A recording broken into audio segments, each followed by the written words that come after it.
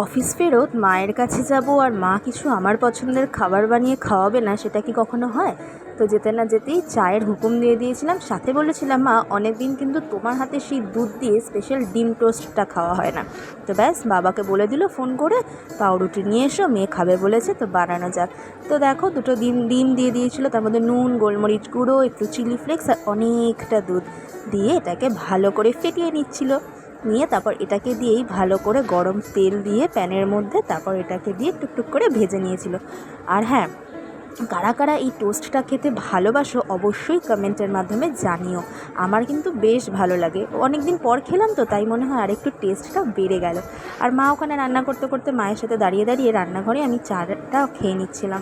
আর মায়ের হাতের চা সবসময়ই বেস্ট। তো দেখো, এটা হয়ে গেছে, এবার আমি খাওয়াটা উপভোগ করব। আর আজকের ভিডিওটা ভালো লাগলে অবশ্যই একটা লাইক করে দিও, আর হ্যাঁ, কমেন্টে জানাতে ভুলো না কিন্তু। আজকের জন্য